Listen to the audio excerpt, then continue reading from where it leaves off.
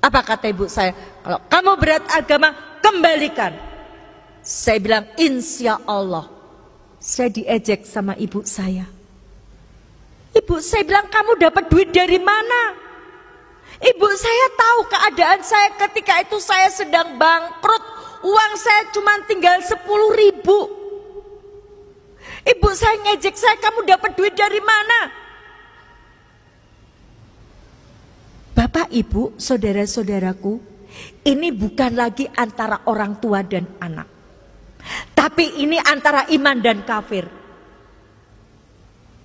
Saya bilang, saya punya Allah yang maha kaya. Saya punya Allah yang ar-Rahman ar-Rahim. Allah tidak akan membiarkan saya. Ibu saya bilang, buktikan. Insya Allah.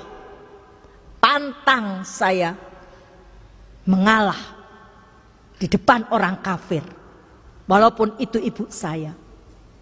Pantang saya menangis di depan orang kafir, walaupun itu ibu saya.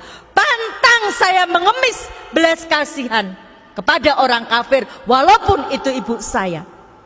Maka saya heran kalau ada orang Islam membela orang kafir. Saya heran sekali.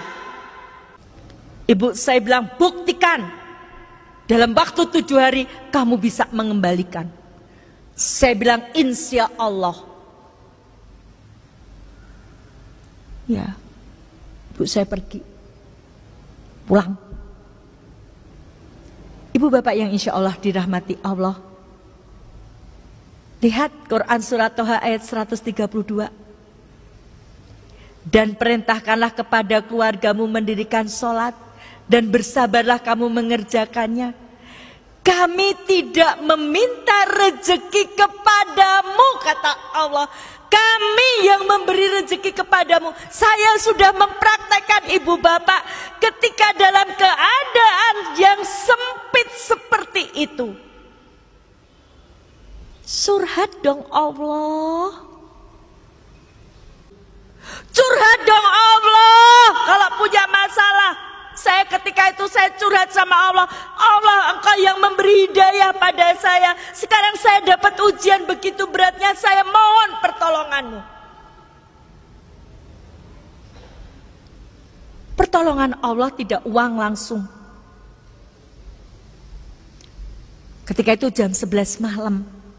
Saya selesai sholat. Saya ingat. Saya ini sendiri. Saya butuh kekuatan. Suami saya baru saja habis meninggal. Seminggu suami saya meninggal. Orang tua saya seperti itu. Anak saya sudah meninggalkan saya juga. Anak saya sampai sekarang belum dapat hidayah. Saya sendiri. Saya butuh kekuatan. Saya butuh didoakan. Maka malam itu saya telepon seorang ustadz. Rezeki yang Allah berikan adalah ustadz tadi mengangkat telepon saya. Padahal ustadz yang saya telepon tadi itu kalau sudah malam ditelepon gak mungkin diangkat. Saya telepon jam 11 lebih diangkat. Itu rezekinya. Jadi rezeki itu tidak selalu uang. Ustadz, mohon maaf malam-malam saya telepon. Saya dapat ujian Ustadz. Apa Bu Dewi ujiannya? Seperti ini Ustadz. Saya mohon didoakan agar iman saya tidak goyah Ustadz. 2003 umur saya baru 4 tahun.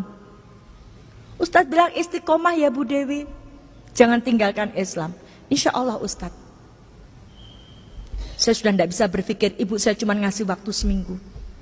Usaha saya bangkrut, rumah kreditan, saya nggak punya sertifikat. Posisi saya ketika itu posisi tidak enak. Di Kristen saya dikucilkan. Di Islam saya belum dipercaya.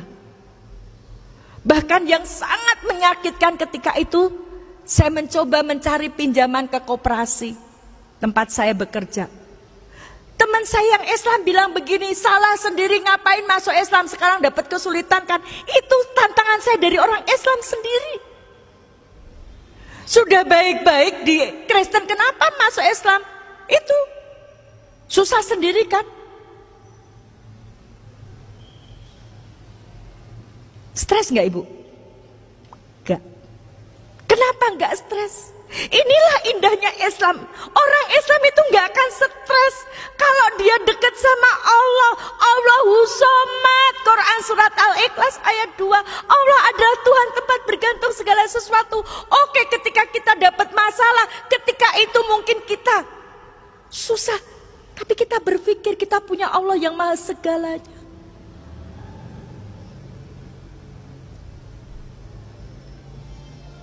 Solusinya apa Ibu Bapak?